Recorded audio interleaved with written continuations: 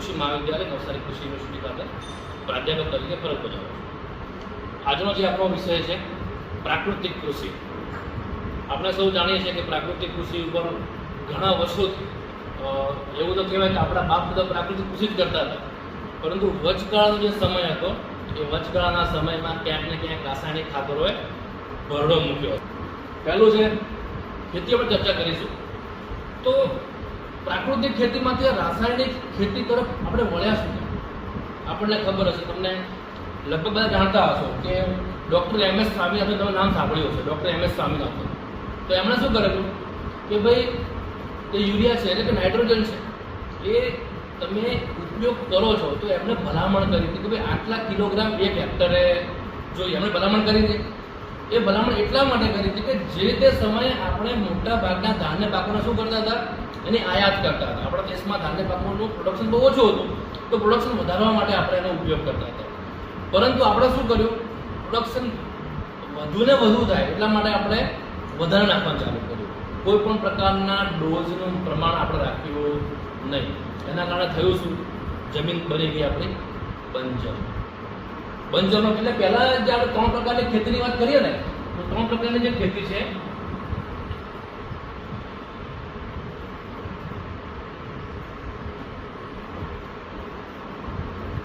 આજે 3 પ્રકારની ખેતી છે. પહેલી છે ખેતી રાસાયણિક ખેતી. રાસાયણિક ખેતીનો મતલબ એ છે કે જમીનમાં આપણે શું આપ્યું, ઝેર આપ્યું છે. જમીનનું જે લેયર હોય છે એ તમને ખબર હશે કે જમીન ફળદ્રુપ ક્યારે બને, તો કે જમીનની અંદર કરોડોની સંખ્યામાં આપણા સૈનિકો હોય. કયા સૈનિકો? બોર્ડર પર સૈનિકો દેશની રક્ષા કરે.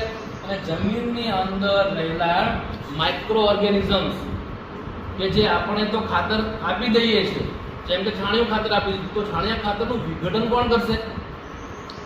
એ માઇક્રો ઓર્ગેનિઝમ્સ કરશે. આપણે ગમે તે દાખલા તરીકે છાણિયું ખાતર આપીએ છીએ તો છોડ સીધો એને ખેંચશે નહીં, વચ્ચે એક આખી લિંક હોય છે કે એ જે માઇક્રો ઓર્ગેનિઝમ છે, એ જીવાણુઓ છે, એ જીવાણુઓનો ખોરાક છે. તો આપણે રાસાયણિક ખાતરો નાખીને જે પણ આપણા સૈનિકો હતા કે જે અળસિયા છે, આ માઇક્રો ઓર્ગેનિઝમ છે, એ આપણે તમે જોયું છે કે છેલ્લા 5 થી 10 વર્ષમાં કોઈ પણ પ્રકારના અળસિયાઓ આપણને જોવા નથી મળતા. કારણ શું? કે રાસાયણિક ખાતરો નાખી અને અળસિયાનું પ્રોડક્શન છે, સાથે સાથે જેટલા પણ નાના જીવાણુ હતા એને આપણે નષ્ટ કરતા, મારી નાખેલું. તમે જોજો ક્યારેક હાથમાં અળસિયું રાખી અને ઉપર, તમે વિડીયો પણ જોયા હશે, હાથમાં અળસિયું રાખીને 2-3 યુરિયાના દાણા નાખજો અને પછી પાણી નાખજો, શું થશે? એ અળસિયા ત્યાં ટોટલ મરી જશે. તો આપણે તો ત્યાં ઢગલા કરી દીધા યુરિયાના, ડાઈના, SSPના, MOPના. તો ટૂંકમાં આપણી જમીનો કેવી બની ગઈ હતી? બંજર. એટલે રાસાયણિક ખેતી જે તે સમયે થતી હતી, પરંતુ એ જમીનો બંજર બનાવવામાં મોટામાં મોટો જો હાથ હોય ને તો રાસાયણિક ખાતરોનો છે. જો આપણે પ્રમાણમાં નાખ્યું હોય, જે તે ઘણી વખત એવું થાય છે કે આપણને માઇન્ડમાં કેવું થાય કે ભાઈ બાજુવાળા 2 થેલી નાખીએ, આપણે કેટલી નાખીએ? 3 નાખીએ. અને આ એકદમ સાચો તો હું દાખલો આપું છું. આપણે ક્યારેય કૃષિ યુનિવર્સિટીના વૈજ્ઞાનિકો હોય, કૃષિ વિજ્ઞાન કેન્દ્રના વૈજ્ઞાનિકો હોય, એમને આપણે ક્યારેક પૂછવા જઈએ છીએ કે મારે મગફળીમાં કે તુવેરમાં કે બાજરીમાં કે કપાસમાં મને ખાતરની ગણતરી કરી આપો, કેટલું મારે ખાતર નાખવું જોઈશે, મેં મારી જમીન ચકાસણી કરાવી છે કે ક્યાં, પાણીની ચકાસણી કરાવી છે કે ક્યાં. તો આપણે કોઈ પણ પ્રકારની ચકાસણી કરાવતા. ઘણા બધા તત્વો એવા છે કે જે તમારી જમીનમાં તો હોય જ છે, આપણે ફરીથી નાખીએ કે જેનું આપણા પાક ઉપર કોઈ પણ પ્રકારની અસર જોવા મળતી નથી.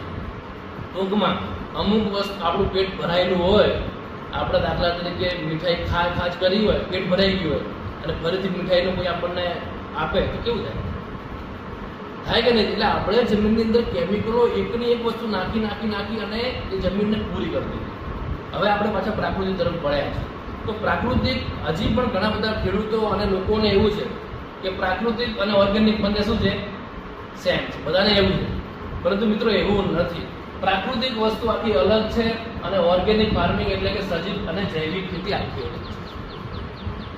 ઓર્ગેનિક ફાર્મિંગમાં આપણે બહારથી વસ્તુઓ લાવી શકીએ છીએ, ખરીદવાની છે. ટૂંકમાં સૌથી મોંઘી કઈ તો રાસાયણિક, એમાં સૌથી વધારે ખર્ચો છે. એનાથી જો ઓછી મોંઘી હોય તો કઈ છે? Organic farming. ઓર્ગેનિક ફાર્મિંગ બી મોંઘી છે. તમે કોઈ પણ બેક્ટેરિયા લેવા જાઓ, કોઈ પણ જૈવિક ખાતરો લેવા જાઓ તો એ દરેક વસ્તુ માર્કેટમાં અવેલેબલ છે. તો જે માર્કેટમાં વેચે છે એ લોકો પણ શું કરે છે, ભાવ હવે વધારે છે. અને ઓર્ગેનિક ફાર્મિંગ જે લોકો કરે છે એ મોંઘા ભાવના પણ આ ખાતરો ખરીદે છે, મોંઘા ભાવની દવાઓ ખરીદે છે. તો ઓર્ગેનિક ખેતી પણ મોંઘી છે. હવે વાત કરીએ પ્રાકૃતિક ખેતી કે જેમાં ખેતી ખર્ચ બહુ જ ઓછો છે, નહીવત છે. જો તમારા ઘરે દેશી ગાયો હોય તો એવું કહેવાય કે પ્રાકૃતિક ખેતીમાં કોઈ પણ પ્રકારનો ખર્ચ કરવાનો થતો જ નથી. ઓર્ગેનિક ખેતી બહુ મોંઘી, પણ પ્રાકૃતિક ખેતીમાં કોઈ ખર્ચો. હવે આપણું ત્રીજું છે ઓર્ગેનિક અને પ્રાકૃતિકનો મૂળ તફાવત કયો છે. તો પહેલા અહીંયા જોઈએ છે કે ઓર્ગેનિક ખેતી અને પ્રાકૃતિક, પહેલા જ વાત કરીને તો રાસાયણિક ખાતરો અને જંતુનાશકોની જગ્યાએ જૈવિક ખાતરો અને જૈવિક જંતુનાશકોનો ઉપયોગ કરવાનો થાય. મિત્રો આમાં એક અગત્યની તમને વસ્તુ કહી દઉં. આપણે જે પણ રોગો આવતા હતા ને, ચાહે કપાસ, તુવેર, મગફળીમાં, આપણે કોઈ ડોઝનું પરવા કરી જ નથી. આપણે શું કર્યું, ઢાંકણ ભરી ભરીને નાખ્યા છે. તમને આની સિસ્ટમ સમજાવું.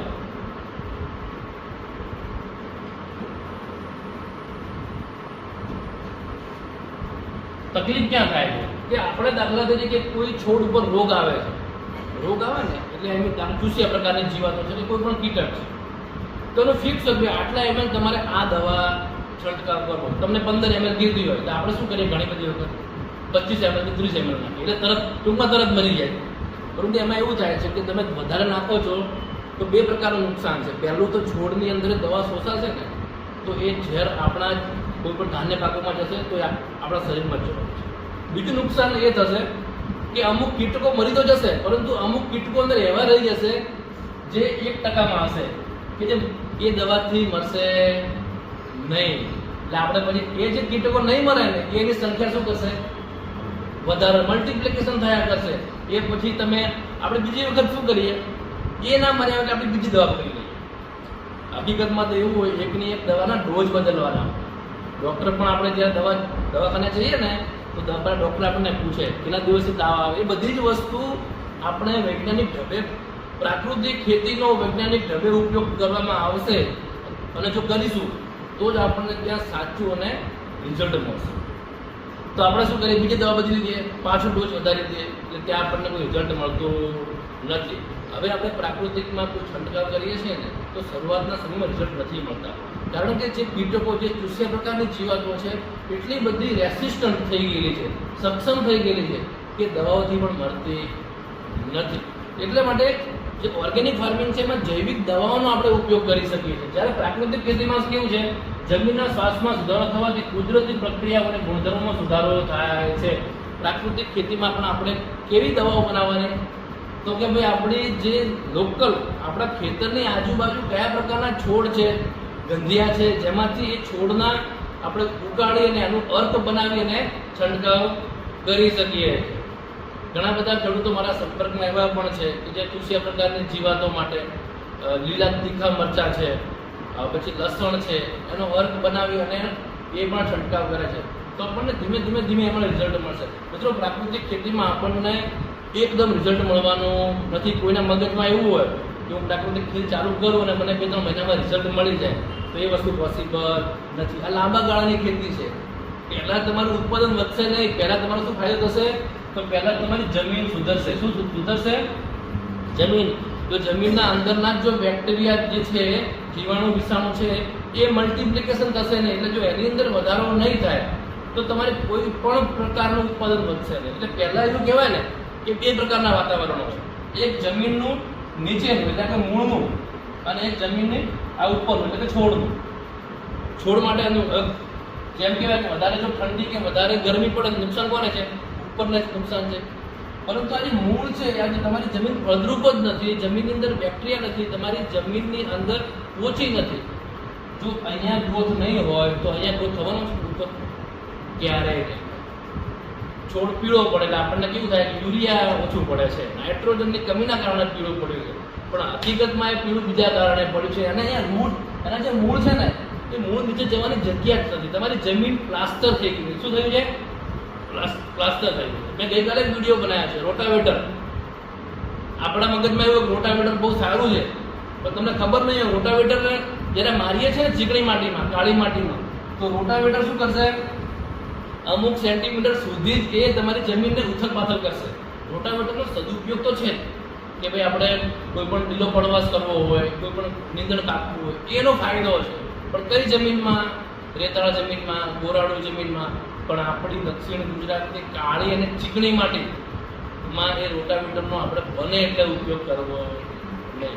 એ રોટાવેટર શું કરે છે? ઉપરની જમીનને ઉથલ-પાથલ કરે છે, અને જે આખું જે અહીંયા આજે આ પ્રમાણેના જે ચક્કર હોય છે, ફરતા હોય ને, એ નીચે શું કરશે? આખું નીચે આખું પ્લાસ્ટર બનાવશે. અને એ પ્લાસ્ટર બનાવશે એટલે વરસાદનું પાણી શું કરશે? ત્યાં નીચે અમુક સેન્ટીમીટર જઈને પછી ભરાઈને પડ્યું હશે. પછી આપણે તુવેર પીળી પડી જતી રહી, ભૂખ લાગી ગઈ.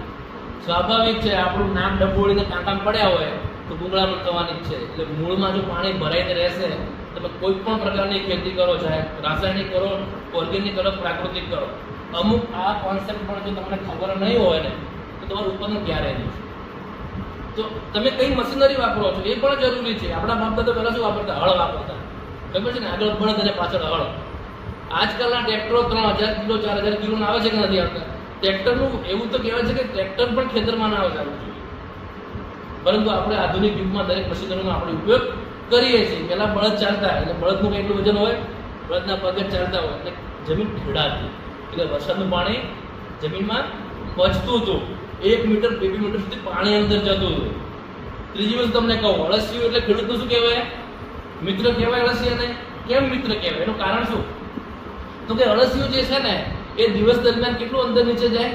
બને એટલે 1 મીટર, ઓછામાં ઓછું 1 મીટર અંદર જાય અળસિયું. જો સારી જમીન હોય ને તો 1.5 મીટર પણ જાય. અંદર જશે અને બહાર આવશે.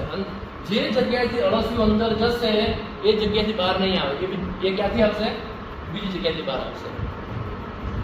એટલે દિવસનું 8 થી 10 વખતે અંદર બહાર આવે છે. એટલે ત્યાં શું થશે? આખી ચેનલ બનશે, આખા વોલ બનશે. એટલે વધારે ગમે એટલો વરસાદ થશે ને તો પાણી 1 મીટર સુધી અંદર જશે. એ આપણને ફાયદો હતો, પરંતુ આપણે એ ફાયદો ગુમાવી દીધો. અળસિયા છે જ નહીં. તમે જમીન ખેડશે કોણ? જે જમીન ખેડવા આવે છે તો બહુ મોટા મોટા ટ્રેક્ટર આવે જે આમે જમીને બગાડી જાય છે. અગત્યની વસ્તુ એ છે કે અળસિયાનું જે પેશાબ છે ને, યુરિન કહેવાય, એ દુનિયાનું સર્વશ્રેષ્ઠ ફૂગનાશક છે. સર્વશ્રેષ્ઠ ફૂગનાશક. તમારી જમીનમાં અળસિયાની સંખ્યા કરોડોમાં હશે ને તો તમારે કોઈ ફૂગનાશક દવા આપવાની પણ જરૂર. એનું પેશાબ જ એટલું અક્ષીર છે. હાલમાં અળસિયાનું વર્મી વોશ જે નીકળે છે ને એ બી કંપનીઓ એક બોટલમાં ભરીને 200 રૂપિયા લીટર વેચે છે. એક બોટલમાં 200 રૂપિયા લીટર વેચે છે, ખાલી વર્મી વોશ. અને લોકો આનો હોંશે ઉપયોગ કરે છે. ટૂંકમાં આ વિષય બહુ જ લાંબા વિષય છે, આપણે આખો દિવસ કરી શકીએ છીએ. ઓર્ગેનિક ફાર્મિંગનો બજારમાંથી ઓર્ગેનિક ઇનપુટ્સ ખરીદવા જરૂરી છે, જ્યારે આમાં કોઈ પણ પ્રકારના ઇનપુટ ખરીદવાની જરૂર નથી. આપણે કોઈ જ વસ્તુ આમાં ખરીદવાની છે જ. સીધું જ ઘર આગળ ગાય છે એના થકી આપણે પ્રાકૃતિક ખેતી કરવાની છે. ઇનપુટ્સની ઊંચી કિંમત છે જે સામાન્ય ખેડૂતને પરવડે એવી નથી. આમાં નહીવત ખર્ચ છે અથવા ખર્ચ ન પણ છે. ઇનપુટ્સ દર વર્ષે આની અંદર ઉમેરવા જરૂરી છે. ટેમ્પરરી છે. એક વસ્તુ યાદ રાખજો, જમીનની અંદરનું જે પોષણ અને જમીનની બહારનું પોષણ આપણે શું કરીએ છીએ? ઘણા બધા પોષક તત્વોનો છંટકાવ કરીએ છીએ. છંટકાવ આપણે ક્યાં કરીએ? ઉપર કરીએ ને, એટલે ટેમ્પરરી છે, પરમનન્ટ કોઈ વસ્તુ નથી. જ્યારે પ્રાકૃતિક ખેતીમાં પરમનન્ટ ઇલાજ છે, લાંબા ગાળાનો ઇલાજ છે, દર પેઢીનો ઇલાજ છે. તમારી જમીનની જો સુધારણા થઈ ગઈ તો આપણી જમીન આવનારા 100 વર્ષ સુધી પણ કશું થશે નહીં. એટલે ગાય આધારિત જે ખેતી કહીએ છીએ આપણે, એ બહુ જ અગત્યની ખેતી છે. પછી છે શા માટે પ્રાકૃતિક ખેતી આપણે હાલમાં એક્સેપ્ટ કરીએ છીએ? કારણ કે પ્રાકૃતિક ખેતી જે છે એ ઘણા બધા લોકોને એવું થાય કે ભાઈ રાસાયણિક ખેતીમાં ઉત્પાદન વધે છે તો પ્રાકૃતિક ખેતી શા માટે? જમીનનું આરોગ્ય સુધરે છે. જો જમીન યોગ્ય હશે તો આપણે યોગ્ય રહીશું. તમે વિચાર કરો કે છેલ્લા 5 વર્ષની જ વાત કરી લઈએ. 5 વર્ષ પહેલાં કેન્સરના મેં લગભગ બહુ ઓછા કેસ જોયા, પરંતુ હાલમાં સૌરાષ્ટ્ર અને ઉત્તર ગુજરાતમાં કેન્સરના લગભગ 10 ઘરે જઈએ ને આપણે તો એક ઘરમાં કેન્સરનો કેસ છે. 10 ઘરે એક ઘરમાં કેન્સરનો કેસ છે. એનું કારણ શું? આપણે તો કોઈ વ્યસન નથી કરતા, કોઈ વ્યસન. તો આ કેન્સર આવ્યું ક્યાંથી? આ કેન્સર જે છે એ આપણે છાંટેલી દવાઓ અને જમીનમાં આપેલા ખાતરોથી આ કેન્સર આવે છે. આપણે આડે ધડ દવાઓનો પેલા કીધું આ દવા છાંટ, આ દવા પેલા કીધું આ ખાતરો, આ ખાતર, ઉત્પાદન વધશે, 100% ઉત્પાદન વધશે. બે વસ્તુને મારશે, જમીનનું આરોગ્યને મારી નાખશે અને તમને મારી નાખશે. અને બંને જો વધશે તો તમને આર્થિક રીતે પાયમાલ કરી દેશે. ઘણા બધા ખેડૂતોને હું એવા પણ ઓળખું છું કે જે 4 મહિનાની સિઝન પછી દવાનો ખર્ચ એનો જ્યારે ટોટલ મારે ને ત્યારે એની મૂળ ઇન્કમ પણ એટલી હોતી નથી, એટલી તો દવાના ડબલાઓ ખાલી કરી દે છે. તો આ વસ્તુ છે, તમારી જમીનનું આરોગ્ય સુધરશે, ખેતી ખર્ચમાં વધારો, ઇન્ક્રીઝિંગ કોસ્ટ ઓફ કલ્ટિવેશન. પ્રાકૃતિક ખેતી એવું કહે છે કે ત્યાં કોઈ પણ તમારે ખર્ચો કરવાનો નથી. સારી ગાય હશે, દૂધ પણ મળશે, આપણા દીકરા દીકરીઓ દૂધ પણ પીશે, એનું દહીં ખાશે, છાશ પીશે, અને એ ગોબર છે, એ જે ગૌમૂત્ર છે એનો આપણે ત્યાં સદુપયોગ કરી શકીશું. ખાતરમાં સબસિડી, ફર્ટિલાઇઝર સબસિડી ટૂંક જ સમયમાં આખું પ્રાકૃતિક વળ બન્યું છે. હવે એમાં પણ આપણું જે જૈવિક ખાતરો છે, જે આપણા પ્રાકૃતિક ખાતરો છે એમાં પણ તમને સબસિડીઓ મળશે. બીજી વસ્તુ છે, રાસાયણિક ખાતરોમાં જે સબસિડીઓ છે ને, આપણે ઘણી બધી વખત છે ને રાસાયણિક ખાતરો એટલા માટે પણ ખરીદીએ છીએ કારણ કે એમાં શું મળે છે આપણને, એમાં સબસિડીઓ મળે છે. એટલે 500 રૂપિયાની બેગ, 1500ની બેગ આપણને 500 મળતી હોય, લાગે લઈ લઈને 2 બેગ નાખી દઈશું, તારે ના નાખ્યું મને આપી દે, હું નાખી દઈશ. આવી આપણી એક મેન્ટલ થોટ છે, આપણા એવા વિચારો છે. આ વિચારોને જે બહાર નીકળીશું ને તો આવનારી પેઢી, એટલે આપણા બાળકો અને એમના પણ બાળકો જીવન નિર્વાહ, એમનું જે શરીર છે ને એ યોગ્ય રીતે એનું હેલ્થ સારી રહેશે. જો આપણે ખાતરો નાખ કરીશું ને રાસાયણિક ખાતરો, તો આપણા બાળકોમાં પણ આ બીમારી આવી શકે. હવે આ વસ્તુ દૂર નથી, આપણા માઇન્ડમાં એવું કે ભાઈ આ તો આગ 10માં ઘરે લાગી છે ને, હું તો પહેલા ઘરમાં રહું છું, પણ જ્યારે પહેલા ઘરે આગ લાગશે ને ત્યારે ક્યાં જશો? એટલે ચેતવાની જરૂર છે. ઉગ્યા ત્યારથી સવાર જાગી ગયા છે, આપણને ખબર છે હજી વહેલું છે. 10 વીઘાની ખેતી છે, 2 વીઘામાં પ્રાકૃતિક કરો. 10 વીઘામાં પ્રાકૃતિક કરવાની જરૂર નથી.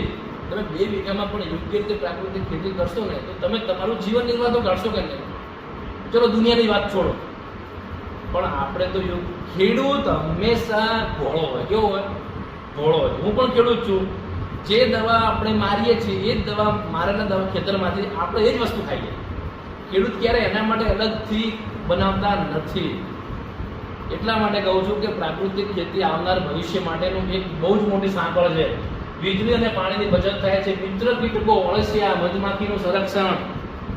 લેડી બર્ડ બીટલ, તમને ખબર છે લેડી બર્ડ બીટલ, લાલ મરિયા આવતા હતા પેલા રચકામાં જોવા મળતા, ઘણા બધા પાકોમાં જોવા મળતા, તુવેરમાં બી જોવા મળતા લાલ મરિયા. એ સારામાં સારું કીટક, મિત્ર કીટક કહેવાય એને. પરંતુ મેં તો છેલ્લા 2-5 વર્ષમાં જોયા એને. એ મિત્ર કીટક શું કરે? જે ચૂસ્યા પ્રકારની જીવાતો છે, કીટકના ઈંડા મૂકેલા હોય એને ખાઈ લે. અને મિત્ર કીટક ક્યારેય કોઈ પાકને નુકસાન કરે નહીં. પરંતુ આપણે શું કર્યું? દવા છાંટે એટલે મિત્ર કીટકોને મોકલી આપે કે ભાઈ તમે પાછા આવતા નહીં. મધમાખી એવું કહેવાય છે કે જો આપણે રાસાયણિક ખાતરો ચાલુ રાખીશું તો આવનાર 20-25 વર્ષનો દેશ ભૂખમરાની પોઝિશનમાં આવશે. મધમાખીનું તો મુખ્ય કામ જ છે, કોઈ પણ પ્રકારનો પગાર નથી. મધમાખીને આપણે આપીએ છીએ પગાર? નથી આપતા. છતાં આપણે શું કામ કરે છે? પરાગનયનની પ્રક્રિયા કરે છે. જે ખેતી પાકો બહાર થાય છે, ખેતરમાં થાય છે, જે ખેતી પાકો ગ્રીન હાઉસમાં થાય છે. ગ્રીન હાઉસમાં કોઈ પણ પ્રકારની મધમાખીની જરૂર નથી, ભમરાની જરૂર નથી. ખેતી પાકોમાં જે પાકો પરપરાગિત છે, કેવા છે? પરપરાગિત. એટલે પરપરાગિત પાકો માટે તમારે મધમાખીની જરૂર પડે, પવનની જરૂર પડે, દરેક વસ્તુની જરૂર પડે. પણ જો મધમાખી હશે નહીં તો નરમાંથી માદામાં જે પોલન એટલે પરાગરજને જે લઈ જવાની પ્રક્રિયા હોય એ પ્રક્રિયા સંપૂર્ણ બંધ થશે. એટલે તમારે પછી ફૂલ તો બહુ આવશે પણ ફળ બેસશે. આજે પણ આ પરિસ્થિતિ છે. આજે પણ બહુ મોટી ભયંકર પરિસ્થિતિ છે કે જે લોકો મધમાખીની પેટીઓ લઈને મૂકે છે. હવે મધમાખીઓ દેશી મધમાખીઓ જ લઈ નથી. આપણને ખબર છે પહેલાના જમાનામાં વાડ હતી ને, ગામમાં વાડ હતી, થોર હોય, એમાં એની અંદર મધ બેસતા મોટા મોટા. એ તમને ખબર હશે. એ મધ ક્યાં જોવા મળે છે? નથી જોવા મળતા. તો એ જ્યારે જોવા મળશે ને ત્યારે સમજજો કે પાછા આપણે રામ રાજ્યમાં આવ્યા છીએ, પાછું પ્રાકૃતિક ખેતી તરફ વળ્યા છીએ. એક દેશી ગાયના ગૌમૂત્રથી 30 એકર સુધીની ખેતી થાય છે. 33 કરોડ દેવી દેવતાનો વાસ એટલે એક દેશી ગાય. પુરાણમાં પણ એનો ઉલ્લેખ છે, ઘણા બધા ગ્રંથોમાં એનો ઉલ્લેખ છે. ને આપણે શું કર્યું છે, આ અવનવી આધુનિક અને પશ્ચિમીકરણના દેશોને આપણે સ્વીકાર્યું છે. દરેક ક્ષેત્રે ખોરાકમાં પણ આપણો દેશ ક્યારેય આ જંક ફૂડમાં ક્યારેય આપણો દેશ માનનારો. આપણે તો રોટલાવાળા, નાગલીવાળા, બંટીવાળા, બાવટાવાળા, બાજરાવાળા, જુવારવાળા, મકાઈવાળા, અને આપણે પીઝા ચાલુ કરી દીધા. એ પીઝાને ખોરાક આપણો હતો જ નહીં, પરંતુ પશ્ચિમીકરણના દેશોએ અનુકરણ કર્યું આપણા દેશે, આપણા વ્યક્તિઓએ, આપણે. અને પછી બહુ પીઝા ખાધા અને પછી સવારે દવાખાને ડૉક્ટર તમારી જોડે ખાલી નામ લખો ને 1000 રૂપિયા લઈ લે. એટલે ટૂંકમાં એ વસ્તુ છે, એક દેશી ગાયના ગોબરમાં 300 થી 500 કરોડ બેક્ટેરિયા હોય છે. એનો કોઈ પણ પ્રકારનો ચાર્જ નથી. ફ્રી ઓફ કોસ્ટ તમને ગોબર મળી જાય, ફ્રી ઓફ કોસ્ટ તમને ગૌમૂત્ર મળી જાય, પરંતુ જે વસ્તુ મફતમાં મળે એની કોઈ વેલ્યુ નથી. હું તમને મફતમાં સલાહ આપી, તમને એમ કે મફતમાં સલાહ આવે ને કોઈ વેલ્યુ નહીં. પણ હું એસી ચેમ્બરમાં બેસી અને ત્યાં 1000 રૂપિયા લેતો હોઈશ, આ સાહેબનું કામ પરફેક્ટ છે, લખીને આપ્યું છે, આ દવા લેવાની છે, આ કામ પરફેક્ટ છે. હંમેશા યાદ રાખજો, મફતની કોઈ વેલ્યુ નથી. એટલે ડિમાન્ડેબલ બનો. તમે ખેડૂત એવા બનો કે પોતે યુનિક કામ કરો. ભલે ને 10 ખેડૂતો જે કહેવું હોય કે, પરંતુ પ્રાકૃતિક ખેતીમાં આવનારો સમય બહુ ભયંકર હશે, સારો હશે. બાગાયતી પાકોની વાત કરીએ ને, જે ફળ પાકો, તમે જે ચીકુ છે, જામફળ છે, એના માટે તો અક્ષીર છે પ્રાકૃતિક ખેતી. એક વખત તમે ઉપયોગ કરી લેશો, તમારી જમીન સુધારા થયા જ કરશે.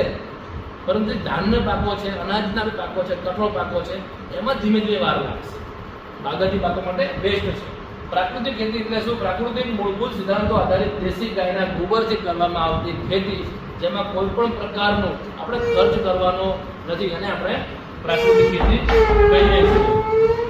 હવે પછીનું છે પ્રાકૃતિક ખેતીનો જે આનો કોન્સેપ્ટ છે. પ્રકૃતિના મૂળભૂત સિદ્ધાંતો આધારિત દેશી ગાયના ગોબર અને ગૌમૂત્ર થકી ઓછા ખર્ચે થતી ખેતી એટલે પ્રાકૃતિક ખેતી. મિત્રો, પ્રાકૃતિક ખેતીના ઘણા બધા સિદ્ધાંતો છે. એ સિદ્ધાંતોના આધાર પર જો આપણે ચાલીશું તો જ આ ખેતી થકી આપણે આપણું આવનાર પેઢીઓને સુખાકારી જીવન નિર્વાહ માટે સોઇલની હેલ્થ સુધરશે અને આપણી હેલ્થ પણ સુધરશે. પહેલા જ વાત કરીએ ને કે દેશી ગાયનું જે છાણ છે એ અક્ષર એટલા માટે છે, એ એકચ્યુઅલમાં છે ને એ ખાતર જમીન માટે નથી. એ ખોરાક કોનો છે? જમીનની અંદર રહેલા બેક્ટેરિયાનો ખોરાક છે. એટલે એ જો તમારું મલ્ટિપ્લિકેશન થશે જમીનની અંદર, કારણ કે જમીનની આપણે આગળ પણ વાત કરી, આ જે ક્લાઇમેટ છે જમીનની અંદરનું જે ક્લાઇમેટ છે એ ક્લાઇમેટ હંમેશા સારું હોવું જોઈએ. આ દાખલા તરીકે છોડ છે, આપણે આગળ પણ વાત કરી ને, તો ત્યારે જે 2 ટાઈપ ઓફ રિવોલ્યુશન, આમાં બાળકો પણ છે આપણી સાથે. એટલે ક્રાંતિ, એક બહારની ક્રાંતિ, એટલે જે બહારના વાતાવરણની ક્રાંતિ છે, અને જમીનની અંદરની ક્રાંતિ છે. આપણે કઈ ક્રાંતિ સુધારવાની છે? કઈ ક્રાંતિ સુધારવાની છે? જમીનની અંદરની. રિવોલ્યુશન આપણે અહીંયા લાવવાનું છે. જો રિવોલ્યુશન અહીંયા હશે તો તમને બહાર દેખાશે. તમે બોડી ઉપર ઇન્જેક્શન અહીંયા મારીને બોડી બનાવશો, એ બોડી કેટલા સમય રહેશે? અમુક સમય. પરંતુ તમે યોગ્ય ખોરાક લઈને તમારું જો શરીર બનશે સ્વાસ્થ્ય, એ લાંબો સમય ચાલશે. ઠીક છે.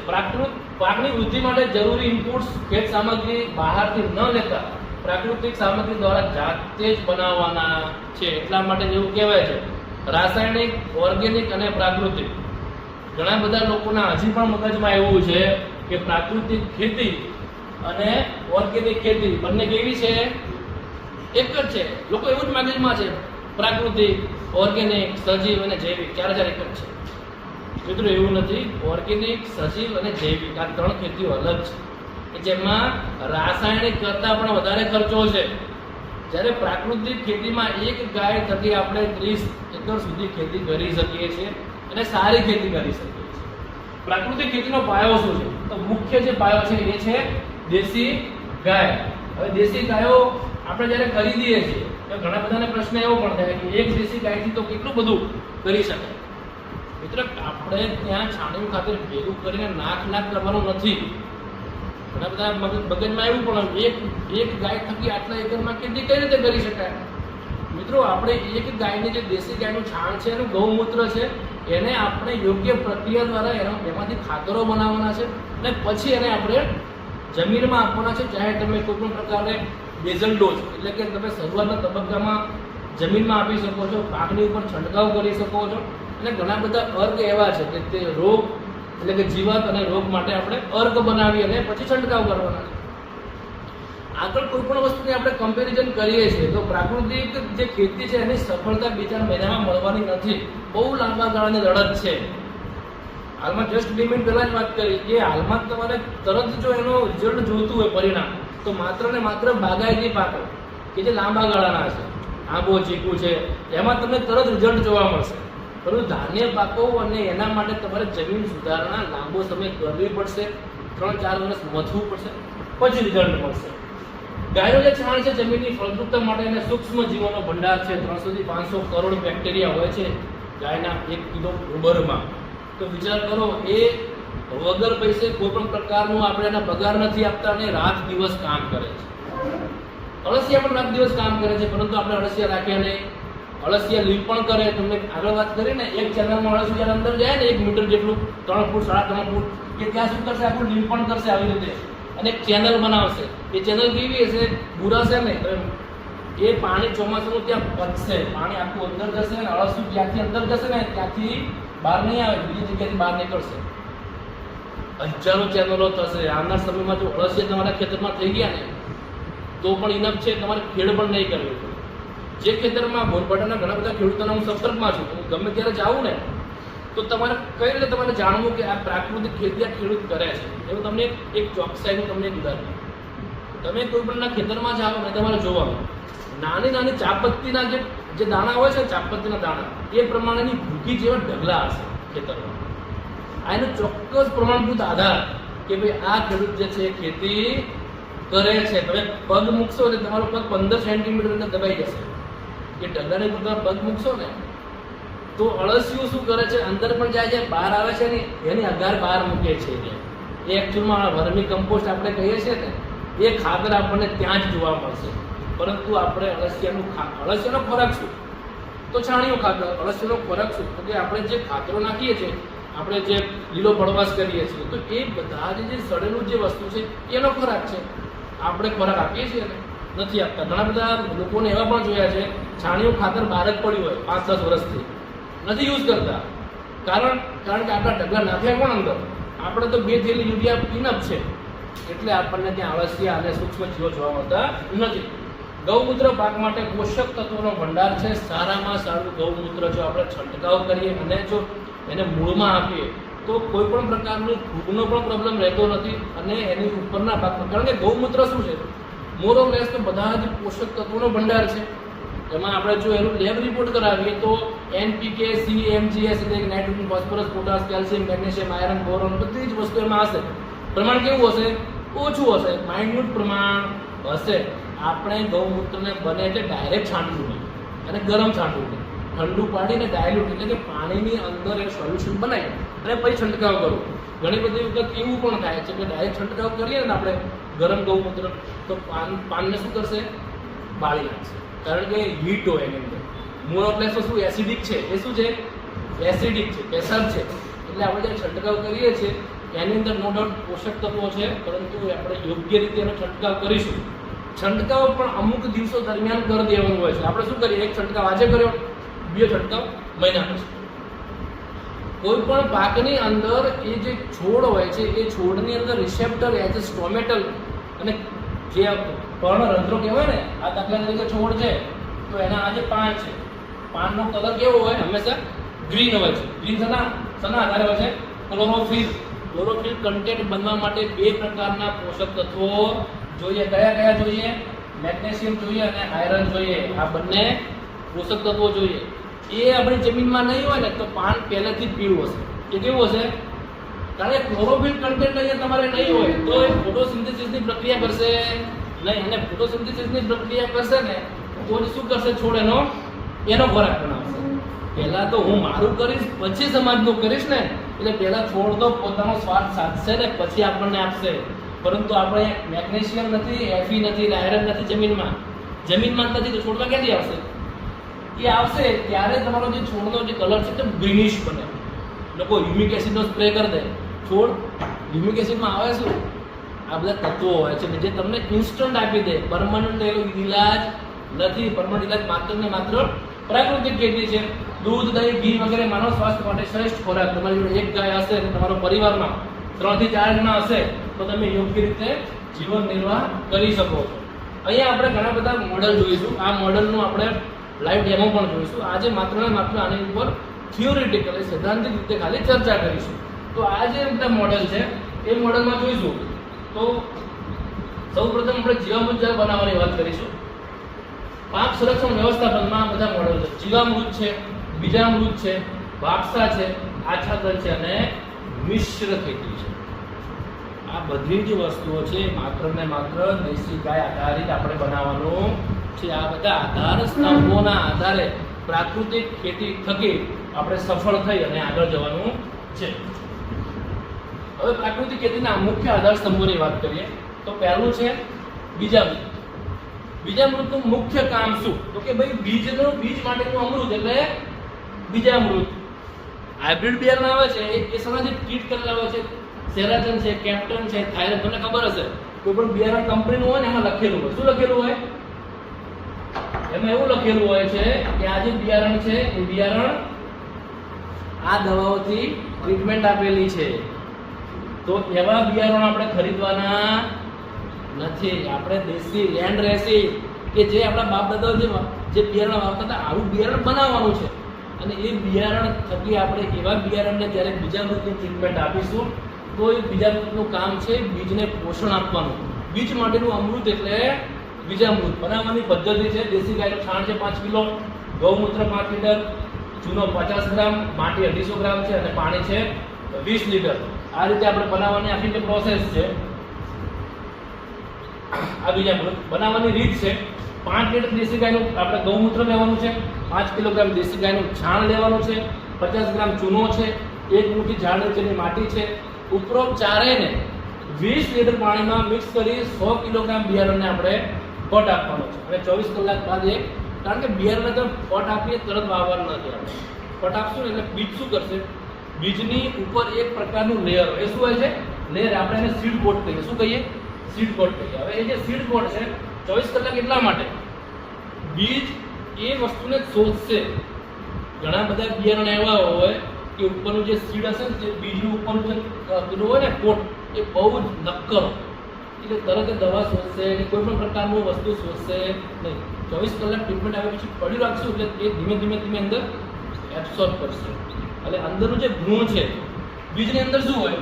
બીજની અંદર ભ્રૂણ હોય અને એનો બીજને ઉગવા માટેનો ખોરાક હોય. સ્ટાર્ચ, સુગર, કાર્બોહાઈડ્રેટ બધી જ વસ્તુ બીજની અંદર હોય. એટલે કહેવાય કે બીજ એ ઝાડનું સ્વરૂપ છે. તો બીજને જ આપણે ત્યાંથી શરૂઆત કરીશું. જમીનજન્ય અને ફૂગજન્ય રોગો સામે રક્ષણ આપે છે, વૃદ્ધિ હોર્મોન્સ છે અને પોષક તત્વો પૂરા પાડે છે. તો આ છે બીજામૃતનું કામ. હવે છે ફાયદા શું છે? તો કે બીજ ઝડપી અંકુરિત થાય છે મોટી માત્રામાં. એટલે કે સીડ જર્મિનેશન આપણે કહીએ ને બીજ 100 બીજ નાખ્યા હોય અને એમાંથી 50 બીજ ઉગે તો કેટલા ટકા કહેવાય? ઉગાવો 50% કહેવાય. 100 નાખ્યા હોય 90 ઉગે તો કેટલા કહેવાય? 90% કહેવાય. તો આમાં આપણને 93% જેટલો બેનિફિટ મળે છે. 93% જેટલું જર્મિનેશન મળે છે. બીજા છોડ કે જમીનજન્ય રોગોથી બચે છે, મૂળ ઝડપથી વધે છે, સારી રીતે ખીલે છે, બીજમાંથી જંતુઓ દૂર કરે છે, ફૂગ અને વાયરસને અટકાવે છે. મિત્રો આજે દરેક આપણે વાત કરીએ છીએ એ વાતની પાછળનું એક વસ્તુ એ છે કે આ તરત આપણે રિઝલ્ટ મળવાનું નથી. આપણને એમ કે સાહેબ વાત કરે છે અને આપણે ચારમાં જે યુઝ કરી લઈએ. સાહેબે જેવું કીધું હતું કે ફૂગ નહીં આવે, વાયરસ નહીં આવે. મિત્રો ગુજરાતની વાત કરીએ તો 8 એગ્રો ક્લાઇમેટિક ઝોન છે. કેટલા છે? Agro climatic. દરેક ક્લાઇમેટ એટલે હવામાન અને વાતાવરણ બંને વસ્તુ અલગ છે. પાછી હવામાન અલગ છે અને વાતાવરણ અલગ છે. હવામાન અલગ અને વાતાવરણ અલગ તો દરેક જગ્યાના રોગ પણ અલગ.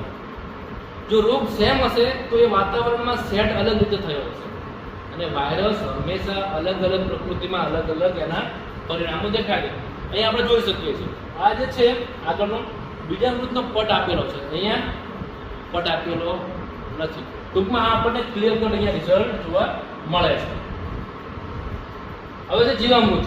જીવો માટેનો અમૃત. એની અંદર આપણે યુઝ કરીએ છીએ પાણી 180 લીટર છે, દેશી ગાયનું છાણ છે 10 કિલોગ્રામ, દેશી ગાયનું ગૌમૂત્ર છે 10 લીટર, કઠોળનો લોટ છે 1 કિલોગ્રામ, દેશી ગોળ છે, ઝાડ નીચેની માટી. એવું નથી કરવાનું કે કોઈ પણ જગ્યાએ ખેતરમાંથી માટી લઈ લેવાની છે. ઝાડ પણ કેવું હોવું જોઈએ? પીપળ છે, વડ છે, બહુ જૂનું ઝાડ હોવું જોઈએ. અને જો તમને આજુબાજુ ક્યાં જંગલ હોય તો અવાવર જગ્યા હોય, ગૌચર હોય, એ ઝાડ નીચેથી જો તમે જમીન લેશો ને, માટી લેશો ને, તો એ સારામાં સારી માટી છે. ઘણી બધી વખત કેવું થાય, આપણા ખેતરમાં પણ ઝાડતો હોય, પણ એ માટીમાં એ જ વસ્તુ છે કે જે આપણે નાખી છે. જ્યારે જંગલમાં કોઈ નાખે છે કોઈ વસ્તુ, તો જંગલના ઝાડ કેવા હોય? બહુ મસ્ત હોય છે. કારણ કે જંગલમાં જે કચરું પડે છે એ જ વસ્તુનું ત્યાં વિઘટન થાય છે. કાર્બન, જમીનની અંદર આપણી જમીન બંજર કેમ થઈ? કાર્બન ઘટી ગયું. કાર્બન ઘટ્યો કે નહીં? ટૂંકમાં જમીનમાં કાર્બન વધશે તો જ આપણું ઉત્પાદન વધશે. ઘન જીવામૃત 200 કિલોગ્રામ સૂકું છાણ લો, તેને બારીક પાવડર કરો અને તેને ફેલાવો. 10% પ્રવાહી જીવામૃત લો અને તેને સંપૂર્ણપણે મિક્સ કરવાનું છે. આપણે 48 કલાક આપણે છાંયડામાં રાખવાનું છે. વપરાશ કઈ રીતના છે? તો વાવણી પહેલા 200 કિલોગ્રામ પ્રતિ એકર, કુલ અવસ્થામાં 100 કિલોગ્રામ પ્રતિ એકર, અને કોથળામાં 1 વર્ષ સુધી આપણે એને સંગ્રહ કરી શકાય છે. કોથળામાં બધા લોકો શું કરે છે? યુરિયા થેલીઓ પેક કરે પાછું અને એને આમ કરી મૂકી. તો ઉપર તો વાંધો નહીં આવે, ચલો અડધો 1 ફૂટ. નીચે શું? નીચે ગરમી પકડે. યુરિયાની થેલી શું પકડે? પ્લાસ્ટિક છે. એટલે કોથળામાં એટલા માટે કે એને પ્રોપર અંદરના જે બેક્ટેરિયા છે, જીવંત બેક્ટેરિયા છે. માર્કેટમાં એવી બધી બોટલો મળે, નાની બોટલો, અને ઉપર લખેલું હોય આ બેક્ટેરિયા, આ બેક્ટેરિયા, આ બેક્ટેરિયા, સુડોમોનાસ છે, વર્ટિસિલિયમ છે, ટ્રાઇકોડર્મા છે, આ છે, તે છે. મિત્રો એક વસ્તુ મને કહો કે પ્લાસ્ટિકની બેગમાં તમે સીલ બેગ બેક્ટેરિયા આપો છો, એ કેટલું વ્યાજબી? એ જીવશે બેક્ટેરિયા, લાઈવ બેક્ટેરિયા. તો પછી તો એ વસ્તુ આપણને ખબર હોવી જોઈએ કે જે વસ્તુ પોસિબલ નથી, તમે પ્લાસ્ટિકની બોટલમાં સીલ બેગ આપો છો, જીવંત બેક્ટેરિયા શોનો ગ્રોથ થશે? તો આ વસ્તુ જો લોજિક, સામાન્ય લોજિક, રિયલ લોજિક આપણને ખબર હશે ને, તો આપણે ક્યારેય પણ પ્રાકૃતિક ખેતીમાંથી પાછળ આવીશું નહીં. ફાયદા શું છે? સૂક્ષ્મજીવોની સંખ્યામાં અકલ્પનીય વધારો થાય છે, જમીનને ફળદ્રુપ અને નરમ બનાવે છે, ટૂંકમાં જમીનની અંદરના બેક્ટેરિયાને ખોરાક આપે છે, જમીનની ભેજ ક્ષમતામાં વધારો કરે છે. આજકાલ વરસાદનું પાણી જમીનમાં ટકતું નથી. વરસાદ ચાલુ એટલે પાણી ચાલુ, એક ખેતરમાંથી બીજા ખેતરમાં, બીજા ખેતરમાંથી ત્રીજા ખેતર, ચોથા ખેતરમાં પછી ઢાળ કરશે એટલે કે તમારું પાણી અમારા ખેતરમાં. પણ જમીનની અંદર પાણી ઉતરતું નથી, ફળદ્રુપ જમીન જ નથી. જમીનની અંદર ભેજ 1 મીટર જેટલો ભેજ હોવો જોઈએ. એટલે જમીનની અંદર જો તમે યોગ્ય પ્રમાણમાં જીવામૃત છે, બીજામૃતનો બીજમાં ઉપયોગ કરશો, છાણિયું ખાતર નાખશો, બળતિયું ખાતર નાખશો, આપણું મરઘાનું છાણ જે ખાતર આવે એ નાખશો, તો એ બધી વસ્તુ નાખશો ધીમે ધીમે ધીમે ધીમે, તો બેક્ટેરિયાનો ખોરાક છે અને એ બેક્ટેરિયા વધશે તો જ આપણી જમીનની અંદરનું જે કહેવાય કે ફળદ્રુપતા વધશે. ફોસ્ફરસ અને અન્ય તત્વોના ઉપલબ્ધ સ્વરૂપમાં ફેરફાર, અળસિયા અને અન્ય ઉપયોગી સજીવો સક્રિય થશે. હવે સક્રિય થવા માટે શરૂઆતમાં આપણે નાખવા જ પડશે. જે નથી વસ્તુ એ વસ્તુને આપણે શરૂઆતમાં નાખવા પડશે તો જ એને સંખ્યામાં વધારો થશે. બીજું છે આચ્છાદન, મલ્ચિંગ. હવે મલ્ચિંગનો જે ઉપયોગ છે એ હાલમાં આધુનિક એનો ઉપયોગ આખો તદ્દન અલગ થઈ ગયો. મલ્ચિંગ એટલે લોકોના મગજમાં શું આવે છે? પ્લાસ્ટિક. પ્લાસ્ટિકનું સરસ મજાનું સિલ્વર અને બ્લેક કલરનું પ્લાસ્ટિક, એ પાથરી દેવાનું અને એમાં વાયા. નો ડાઉટ રિઝલ્ટ મળે પણ છે, એવું નથી કે રિઝલ્ટ નથી મળતું, પરંતુ મોંઘું છે, ખર્ચાળ છે, બહારથી ખરીદવાનું છે, અને મોરર લેસ તો જમીનને પણ નુકસાન જ છે. કારણ કે પ્લાસ્ટિક સમજથી બને, દાણામાંથી બને. દાણા શું છે? કેમિકલ છે. તો આપણે ત્યાં સજીવ જે કહેવાય ને કે જે વસ્તુ આચ્છાદન માટે આપણા ઘણી બધા જો આપણે જે કહેવાય છે કે ઘઉં છે, ચોખા છે, એના પુરેડિયા છે, પાન છે, એ દરેક વસ્તુનું આપણે ત્યાં મલ્ચિંગ, લાઈવ મલ્ચ ટૂંકમાં કરવાનું છે. મલ્ચિંગના ફાયદા તમને ટૂંકમાં ફાયદા કહી દઉં તો જમીનનું સંરક્ષણ કરવાનું કામ કરે છે, જમીનની અંદર ભેજ વધારે છે, ડાયરેક્ટ સનલાઇટ જતી નથી એટલા માટે જમીનની અંદરનો બેક્ટેરિયાનો ગ્રોથ પણ હુંફાળો રહેશે. નાનું બાળક હોય એને આપણે ઘરમાં કેમ રાખીએ? નાનું બાળક હોય અઠવાડિયાનું, એને ઘરની અંદર ઉઠાડીને રાખીએ, પછી ધીમે ધીમે 15-20 મહિના પછી એને આપણે હોલમાં લાવીએ, પછી એને બહાર લઈએ છીએ.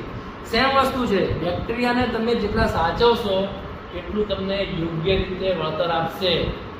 તમે જમીનમાં મલ્ચિંગ કરેલું હશે, લાઈવ મલ્ચ, તમે પાણી આપશો ને તો એ લાંબો સમય સુધી પાણી રહેશે, ભેજ રહેશે. પ્રાકૃતિક ખેતીનો સિદ્ધાંત છે વધુ પાણી જોઈશે નહીં. શું જોઈએ છે? ભેજ જોઈએ છે.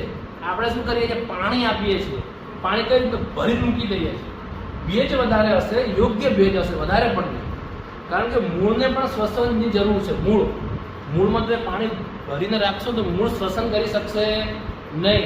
પાણી હશે ને તો મૂળ છે ને જમીનની આજુબાજુમાંથી ખોરાકને ખેંચી નહીં શકે. એટલા માટે ભેજ તમે રાખશો તો તમારો ત્યાં ગ્રોથ જોવા મળશે. મુખ્ય ભાગના છોડની આજુબાજુ ખુલ્લી જમીને પાક આવશે શું? ઘાસ પ્લાસ્ટિક વડે ઢાંકવાની પ્રક્રિયાને આવરણ એટલે કે મલ્ચિંગ કહે છે. માટીનું આવરણ, લાઈવ મલ્ચિંગ અને ઘાસ આચ્છાદન છે. આ એના સિદ્ધાંતો છે. ફાયદા શું છે? મેં જે હાલમાં જ વાત કરી એ જ એના ટૂંકમાં ફાયદા છે. ભેજ સચવાઈ જાય છે. આળસિયાનું કામ છે. આપણે આળસિયાના કામ પર પણ ચર્ચા થઈ ગઈ છે. ઘણા બધા પ્લાન્ટ ગ્રોથ રેગ્યુલેટર આવે છે, તમે જોયા હશે. પીજીઆર એ બધા છંટકાવ કરે છે. પીજીઆરના રૂલ્સ છે કે 2 to 4 લીફ સ્ટેજ એટલે 2 થી 4 પાંદડા થાય ને છોડની અંદર ત્યારે જ એની અંદર સ્પ્રે કરવામાં આવે પ્લાન્ટ ગ્રોથ રેગ્યુલેટર. તો જ તમને ત્યાં રિઝલ્ટ જોવા મળે. ઘણા બધા પાક એવા છે નર છોડમાંથી નર ફૂલમાંથી માદા ફૂલ બની જાય અને માદા ફૂલમાંથી નર ફૂલ બની જાય. નર ફૂલની સંખ્યા ઘટાડી શકાય, માદા ફૂલની સંખ્યા વધારી શકાય. એ કઈ રીતે કરી શકાય? તો પ્લાન્ટ ગ્રોથ રેગ્યુલેટરના સ્પ્રે આવે છે. 2 થી 4 પાનના 2 થી 4 પાન હોય ને શરૂઆતમાં ત્યારે જ આપણે એનો ઉપયોગ કરતા હોઈએ છીએ. વાપસા 50% બાષ્પ અને 50% હવાનો આપણે ત્યાં ઉપયોગ થતો હોય છે. છોડ કે ઝાડના મૂળને પાણીની જરૂર હોતી નથી. મૂળને માત્ર ભેજની જરૂર છે. આપણે વાત કરી છે. જમીનની અંદર 2 માટીના કણ સમુદાય વચ્ચે જગ્યા હોવી જરૂરી છે. કાળી માટી, ચીકણી માટીના પોર્સ એટલે જે કણ છે બહુ નાના છે એટલે ચોંટી જાય. આપણે જો પ્રાકૃતિક ખેતી શરૂઆત કરીશું ને ત્યારે આ વસ્તુ બનશે. કેવી કે 2 કણ વચ્ચે જગ્યા રહેશે. પરંતુ ક્યારે બનશે આ વસ્તુ? કે પ્રાકૃતિક ખેતી ચાલુ કરીશું, ખાતરો આપણે છાણિયું ખાતરનો યુઝ કરીશું તો આ વસ્તુ પોસિબલ છે. 2 કણ વચ્ચે જગ્યા જ નથી. પાણી આપો છો કે એ કણ શું કરશે? એ પાણી પકડીને બેસી રહેશે, પાણી તરફ છોડશે નહીં. અને આપણી તો કાળી માટી, ચીકણી માટી છે. એટલા માટે તમારી જમીન ફળદ્રુપ ક્યારે બનશે? કે 2 કણ વચ્ચે જગ્યા રહેશે. પાણી દાખલા તરીકે આ 2 કણ છે તો સિમ્પલી જો તમને કહું તો આ દાખલા તરીકે આ 2 કણ, 1 અને આ 2 કણ છે. 1 કણ અને આ 2 કણ. આ બંને વચ્ચેની જે જગ્યા હશે તો તમારું વરસાદનું પાણી અંદર જશે. અદરવાઇઝ આ પાણી તમારું ત્યાં અંદર જશે નહીં. અને જો તમારી ચીકણી માટી છે તમે પ્રાકૃતિક ખેતી કરતા નથી તો તમારા જે માઇક્રોપોર્સ છે, નાના કણ છે, એ ચોંટીને જ રહેશે. તમારું વરસાદનું પાણી કે તમે કોઈ પણ ખાતરો કે કોઈ પણ દવા જમીનની અંદરનું તમે જે આપો છો એ છોડને લાગુ જ પડશે નહીં. ઘણી બધી વખત તો આપણે જે ડ્રેન્ચિંગ કરીએ છીએ ને એ ડ્રેન્ચિંગ આ જમીનની સુધારણા ન થાય એટલા માટે એ મૂળને પણ મળતું નથી, ઉપરના લેયરમાં રહે છે. આપણે વાત કરીએ આંબો, તો આંબાના મૂળ 3 મીટર સુધી ઊંડા જતા હોય. ઘણી બધી રીતે બહુ જૂના આંબા હોય 3 મીટર સુધી. હવે આપણે ત્યાં ડ્રેન્ચિંગ કરીએ ક્યાં જશે? કેટલા સુધી જશે? 1 ફૂટ, 1.5 ફૂટ. પછી પણ પ્રાકૃતિક આ મુદ્દો ત્યારે જ લાગુ પડશે કે શરૂઆતમાં આપણી જમીન ધીમે ધીમે ફળદ્રુપ થવાની શરૂઆત થશે ત્યારે જ આપણને આ મુદ્દો લાગુ પડશે. હવે પછીનો છે જૈવ વિવિધતા સહ મિશ્ર પાક પદ્ધતિ, મેરેથોન. એક વસ્તુ એવી છે કે જેમ કે આપણે ચોળ છે, કઠોળ પાકો છે. કઠોળ પાકને તમને ખબર હશે કે મૂળની અંદર મૂળ કંડિકામાં શું હોય? મૂળ કંડિકા હોય ને એમાં શું હોય? રાઇઝોબિયમ. શું છે? Rhizobium, bacteria, નાઇટ્રોફેક્ટર. એ શું કરશે? એની ઉપર જે ગાંઠ હોય છે મૂળમાં, એ ગાંઠોની અંદર એવા બેક્ટેરિયા હોય કે જે જમીનમાં રહેલા નાઇટ્રોજનનું ત્યાં શું કરશે? સ્થિરીકરણ કરશે. એટલે જ્યારે મિશ્ર પાક પદ્ધતિ આપણે અપનાવીએ છીએ તો એ આપણને ખબર હોવી જોઈએ એક પાક અને બીજો પાક આ બંને પાકોને એકબીજાથી શું ફાયદો? એ ફાયદો જો ત્યાં આપણને જોવા મળશે તો જ આપણી જમીનનું, કારણ કે ઘણા બધા ખેડૂતો એ પણ કરે છે, ચોળી છે, લીલો પડવાશ કરે, સણ છે, સનહેમ્પ છે, એ બધી જ વસ્તુને ફૂલની અવસ્થામાં આપણે શું કરીએ છીએ ને? ફૂલની અવસ્થામાં આપણે ચોળી કે લીલો સણ કે બધું છે આપણે દાંટવાનું ક્યારે છે? ફૂલ આવે એ અવસ્થાએ. કારણ કે ફૂલ આવશે ને એ અવસ્થાએ જ નાઇટ્રોજનનું સ્થિરીકરણ વધારે કરશે. ગમે એટલો મોટો થઈ જાય પરંતુ આપણે એમનું એને દાટી દઈએ એનો કોઈ મતલબ નથી. ચાહે ચોળી હોય કે મગ હોય કે કોઈ પણ કઠોળ હોય, દરેક કઠોળનું એક જ કામ છે, એની મૂળ કંડિકાઓમાં રાઇઝોબિયમ બેક્ટેરિયા જે હોય છે નાઇટ્રોજનનું સ્થિરીકરણ કરતા હોય છે. દરેક અન્ય જીવોને મદદરૂપ છે. કઠોળ અનાજના પાકને નાઇટ્રોજન આપે છે કે જે હવામાનના નાઇટ્રોજનનું જમીનમાં સ્થિરીકરણ કરે છે. સૂક્ષ્મ આબોહવા વ્યવસ્થાપન છે. મોટા વૃક્ષો નાના છોડને છાંયો આપે છે. Direct sunlight. તમે જોયું હશે છેલ્લા 2-3 વર્ષથી દર વર્ષે તાપમાનમાં શું થાય છે? વધારો થાય છે. આવનાર 5 વર્ષની અંદર જો પ્રાકૃતિક ખેતી આપણે નહીં અપનાવીએ ને તો આપણા ખેતી પાકો થશે. આ પણ તમે જોઈ લે, કારણ કે હીટના કારણે જમીનની આગળ વાત કરી એમ કે જે જમીનના બહારના જે પાન છે એ સહન કરવાની તાકાત જ નથી એની. તમારું સનલાઇટ 45 ડિગ્રી થશે તો જે છોડ છે પાનની ઉપર હીટ આવવાની છે, તડકો ગરમી આવવાની છે, એ શું કરશે? પાણીને બાષ્પીભવનના સ્વરૂપમાં ઉપર જશે. પરંતુ તમારા જે મૂળ છે એટલા કેપેબલ નથી કે પાણીને ખોરાકને ઉપર લઈ જઈ શકે. તો શું થશે? સીધી જ અહીંયા એર સ્ટ્રાઇક થશે, તમારા પાનની ઉપર સ્ટ્રાઇક થશે. તમારા પાન ધીમે ધીમે ધીમે પીળા પડશે. એટલે આપણને શું થાય? ખાતર ખાતર ખાતર. આપણા મગજમાં ખાતર જ ચાલે. પરંતુ જ્યારે વૈજ્ઞાનિક ઢબે આપણે એને જોવા જઈએ તો દરેક વસ્તુ હવામાન અને વાતાવરણનું અનુરૂપ, હવામાન અલગ છે, વાતાવરણ અલગ છે. હવામાન વાતાવરણને અનુરૂપ પ્રાકૃતિક ખેતીના સિદ્ધાંતોને લઈને ચાલીશું તો આપણને પ્રોપર સફળતા મળશે. હવે ઘણા બધાને એવું હોય કે આ બધા અમુક ફિક્સ મોડેલ છે, આટલા ગ્રામમાં આટલા ગ્રામમાં. એવું નથી, એવું પણ નથી. તમે તમારી જમીન અને હવામાનને અનુરૂપ પણ તમે એ વસ્તુનો અખતરા 2-3 વસ્તુ ટ્રીટમેન્ટ કરી શકો છો. પછી પણ તમને આની અંદર યોગ્ય અને સાચા રિઝલ્ટો મળશે. પરોપજીવી સામે રક્ષણ આપે છે, જૈવ વિવિધતાના સિદ્ધાંતના કામો કરે છે. ઘણા બધા પાકો એવા પણ છે અને હું તો એવું માનું છું, કારણ કે હું પોતે ખેતી કરું છું, પોતે ખેડૂત છું. તમે જ્યારે ઘણા બધા પાકો એવા કરતા હો, જેમ કે વેલાવાળા છે, એ બધા પાકો છે, તો જે કીટકો, જીવાતોને કીટકો આવે છે એને તો આપણે સીધા પાડા ઉપર જ એને એટેક કરાવી દેવાનું. ગલગોટા છે, શ્યામ તુલસી છે, એ બધી વસ્તુઓ ઉપર કીટકો પહેલાં જ એટ્રેક્ટ થાય છે. ત્યાં આવીને શું કરશે? એના ઈંડા મૂકી દેશે. હવે ગલગોટા છે તો ગલગોટામાં આપણે બીજા દિવસે મીણવાના જ છે, તો એ ઈંડા સીધા માર્કેટમાં જશે. એટલે અમુક પછી આ ફ્રૂટ ફ્લાય ટ્રેપ છે, ફળ માખી ટ્રેપ. હવે ઘણા બધા લોકોને એવું પણ છે કે ફળ માખી ટ્રેપ એક જ પ્રકારની આવે, એકચ્યુઅલમાં 2 પ્રકારની આવે. ફળ માખી જે ફળની છે એ અલગ છે, અને ફળ માખી જે શાકભાજી વેલાવાળાની છે એ અલગ છે. પેલામાં મિથાઇલ યુઝેનોલ છે ને પેલામાં ક્યુલોર છે, તો એ બંને વસ્તુ અલગ છે. તો પછી ઘણી બધી વખત એ પણ થાય કે ફ્રૂટ ફ્લાય ટ્રેપ છે એટલે આપણે દવા છાંટવી નહીં, અથવા પ્રાકૃતિક ખેતી થકી જે અર્ક છાંટવા નહીં. મિત્રો એવું નથી. ફ્રૂટ ફ્લાય ટ્રેપ એક જરીયો છે, એક એનો આધાર છે કે આટલા કરતાં જો વધી જશે ફળમાખીઓ તો તમારે ત્યાં છાંટવાનું છે. એનું કામ ત્યાં ટૂંકમાં અટકાવવાનું કામ નથી, એ ખાલી ચેક કરવાનું કામ કરાવે છે ફ્રૂટ ફ્લાય ટ્રેપ, કે ભાઈ હવે આટલી થઈ છે, હવે તમે ત્યાં એક સ્પ્રે કરી શકો છો. એટલે નાની નાની વસ્તુઓ છે, પરંતુ આપણને ખબર ના હોય એટલે આપણે ત્યાં ખોટા ખર્ચાઓમાં પડીએ છીએ.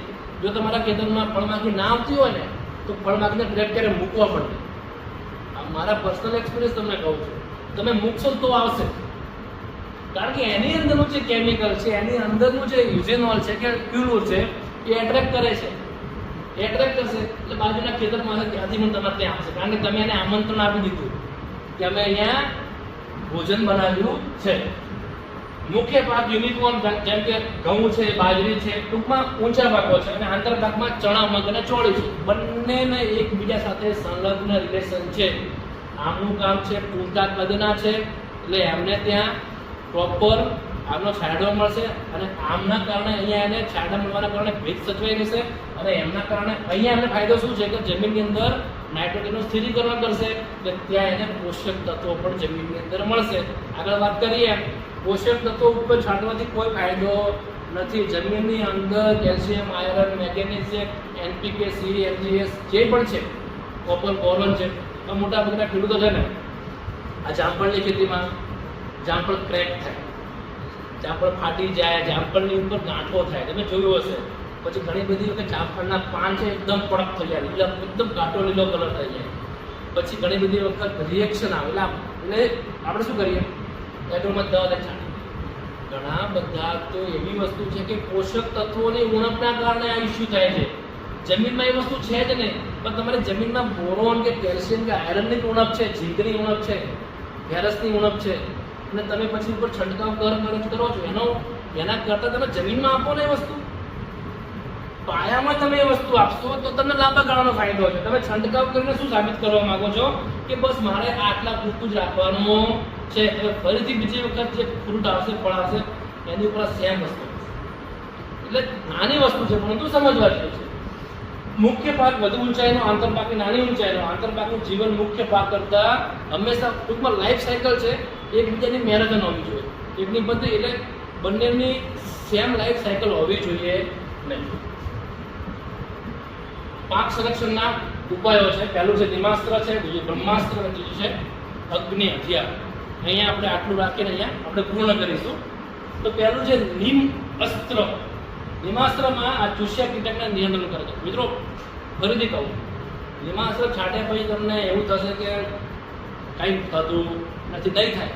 શરૂઆતમાં નહીં જ થાય, કારણ કે આપણે એ લોકોને શરૂઆતમાં કેમિકલના બહુ મોટા ડોઝ આપેલા છે, તમને રિઝલ્ટ નહીં મળે. પરંતુ આપણે એને પાછળ હટવાનું નથી, આપણે એને ચાલુ રાખવાનું છે. પ્રાકૃતિક ખેતીમાં શરૂઆતમાં તમને એકદમ રિઝલ્ટ નહીં મળે.